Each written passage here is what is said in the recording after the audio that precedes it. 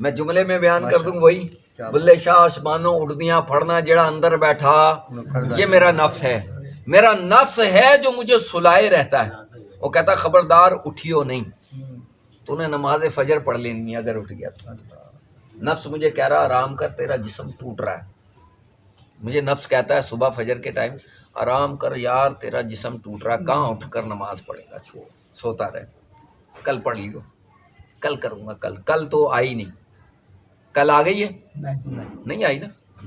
نفس کہتا ہے، نفس خبردار کوئی اچھا کام نہ کرنا، خبردار کوئی اچھا کام نہ کرنا۔ اگر تو نے اللہ کے راستے میں دے دیا تیرا مال کم ہو جائے گا۔ نفس کہتا ہے اللہ کے راستے میں نہ دینا، ایسا نہ ہو کہ تیرا مال کم ہو جائے۔ حالانکہ یہ الٹا چلائے، نفس ہمیشہ الٹا چلائے گا، سیدھا راستہ نہیں چلائے گا۔ جی ہاں، ایسے ہی نہیں جہاد قرار دیا، اپنے بیوی بچوں میں رہو یار، کہاں دین کی خدمت میں جا رہے ہو، میرے پاس وقت ہی نہیں ہے کہ میں اسلام کی کوئی خدمت کر سکوں، میں تو روزی روٹی سے کما کے فارغ نہیں ہو پاتا، میں نے بیوی بچوں کے لیے رزق کمانا ہے، میرے پاس وقت نہیں ہے کہ میں مولویوں کی تنظیموں میں جاؤں، میں دین اسلام کی خدمت کرنے نکلوں، میں اس وقت جو پاکستان میں سیلاب ہے ان کی خدمت کے لیے چلا جاؤں، میرے پاس وقت نہیں ہے، یہ تو تنظیموں کا کام ہے، میرا کام۔ میرا نفس کہہ رہا ہے، میرا نفس کہہ رہا ہے گھر سے باہر نہ نکلنا، علم حاصل کرنے نہ جانا، علم حاصل کرنے نہ، میرا نفس کہہ رہا ہے علم حاصل کرنے کے لیے تجھے کیا ضرورت ہے، علم تو خود بہت بڑا عالم ہے۔ میں نے ابھی کہا نا انٹرنیٹ کے مفتی تو ہم بیٹھے ہوئے ہیں، آلریڈی تیار ہیں، کون سے فتوے ہیں جو ہمیں نہیں پتا، کون سی بکواسات ہیں جو ہمیں نہیں پتا، انٹرنیٹ پر تو سب کچھ موجود ہے۔ ہم علماء کے پاس جا کے کیا، میرا نفس کہہ رہا مجھے ہم علماء کے پاس، حالانکہ حضور علیہ السلام کچھ اور کہہ رہے ہیں، فرمایا جو علم کی مجلس میں حاضر ہوا 1000 رکعت افضل، یعنی 1000 رکعت ادا کرنے سے افضل ہے علم کی مجلس میں حاضر ہونا، 1000 جنازوں میں شرکت سے افضل ہے، 1000 مریض کی عیادت سے افضل ہے علم کی مجلس میں حاضر ہونا۔ صحابہ نے عرض کی یا رسول اللہ قرآن پڑھنے سے؟ حضور نے فرمایا بغیر علم کے قرآن پڑھنا مفید ہو سکتا ہے؟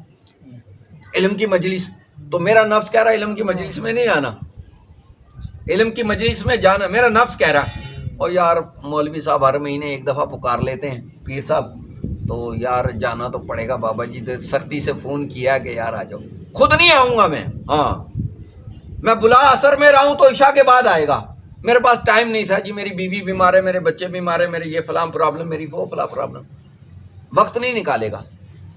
اب یہاں آگے چلیں، نفس کو مارنے کے لیے علماء اکرام، بزرگان دین، مشائخ اعظام، صوفیاء اکرام نے ہمیں بیان فرمایا کہ کسی مرشد کا ہونا ضروری ہے نفس کے مارنے کے لیے۔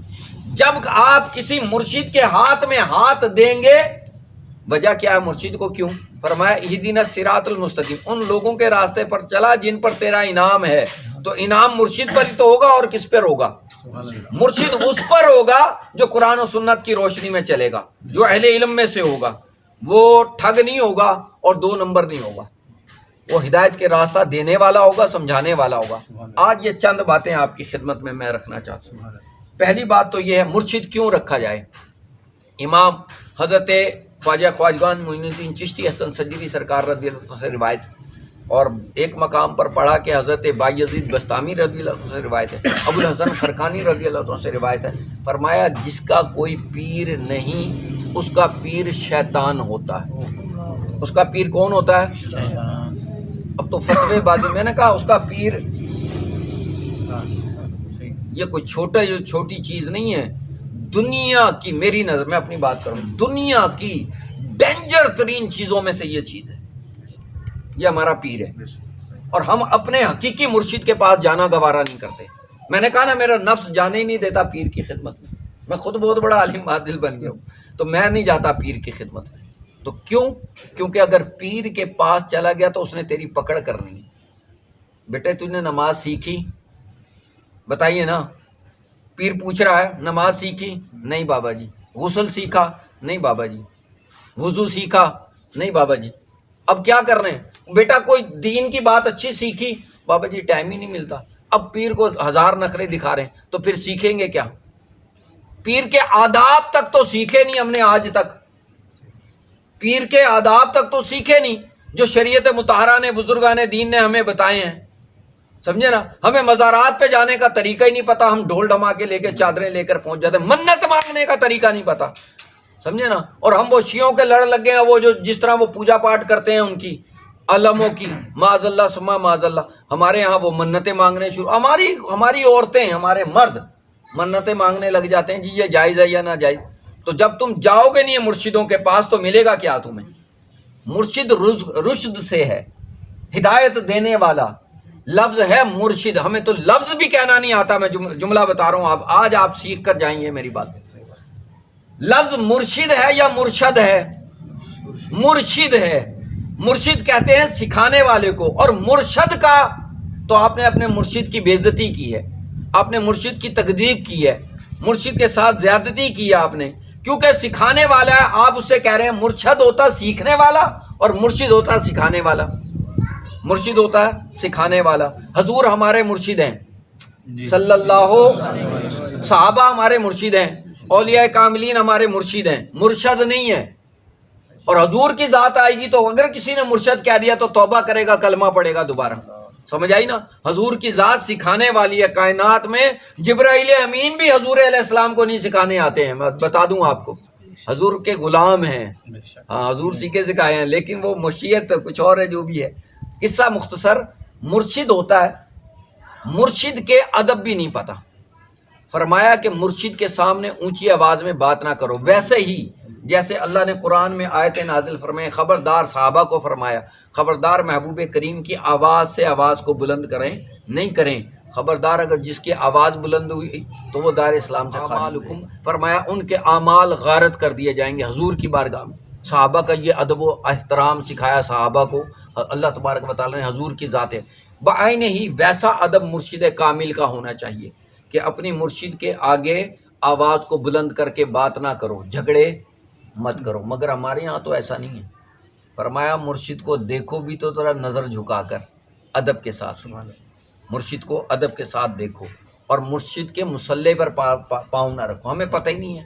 مرشد کے آستانے میں جانا آنا رکھو, اور اپنے دل کی راز کی جو باتیں ہیں نا وہ اپنے مرشد کے آگے رکھو. مرشد یہ مسئلہ ہے, اگر کہو جی میرا مرشد بڑا کامل ہے, خود دیکھ لے گا, تو یہ تمہاری خامی ہے, مرشد کی خامی نہیں ہے. جب اللہ اسے بتانا چاہے گا جب بتائے گا, ورنہ آپ مارے جاؤ گے. آپ بتاؤ مرشد کی بارگاہ میں کہ مرشد میرا مسئلہ یہ ہے. وہ اگر اللہ نے توفیق بخشی تو وہ حل کرنے کی کوشش کرے گا. مرشد دنیا میں بھی کام آئے گا, مرشد مرنے کے بعد آخرت میں بھی کام آئے گا. راستہ سیدھا بتا رہا ہے. اور اعلیٰ حضرت فرماتے ہیں اگر کسی کا پیر کامل نہیں ہے نا تو وہ ڈرے نہیں. جس کے ہاتھ میں پیچھے والا جو اس کا بابا ہے نا وہ بڑا مضبوط ہوا کرتا ہے, وہ تھام لے گا, وہ گرنے. اعلیٰ حضرت جیسے ہم تو اب ایسے ہی اعلیٰ حضرت جیسے بابوں کے لڑ لگ گئے ہیں الحمدللہ, سمجھ آئی نا. تو وہ گرنے نہیں دیں گے, لیکن کوشش کریں. اللہ فرماتا الذی خلق الموت والحیات لیبلوکم ایکم احسن عملا. تو عمل کریں نا. ہم نے موت اور زندگی کو اسی لیے تخلیق فرمایا تاکہ تمہاری جانچ ہو کہ تم میں سے نیک عمل لے کر ہماری بارگاہ میں کون آتا ہے. تو مرشد کی بارگاہ میں جاتے نہیں. مرشد کو دیکھنے جا کر کیا کریں گے؟ مرشد کا معاذ اللہ چہرہ دیکھ کر کیا ملے گا؟ تو ہم تو نہیں کہہ رہے, یہ تو سلطان الاولیاء قطب الاقطاب امام اہل سنت امام اولیاء حضرت سلطان باہو سرکار رضی اللہ عنہ فرماتے ہیں مرشد دادی دار و باہو مینو لکھ کروڑا حجا ہوں. تو ایک دفعہ مرشد کو دیکھ تو صحیح, تو سمجھا ہی نہیں ہے مرشد ہے کیا شے, سمجھے نا. کہتے ہیں کہ میرا رواں مرشد کا رواں جو ہے وہ بن جائے نا تو میں مرشد کا حق ادا نہیں کر سکتا. اور میرا جسم وجود میرا مرشد کا چشمہ بن جائے جس سے وہ دیکھتا ہے, سمجھے نا. اور اتنا فنا ہو جا مرشد کی محبت میں کہ ویسا ہی بن جا جیسا مرشد چاہتا ہے, جیسا مرشد چاہتا ہے.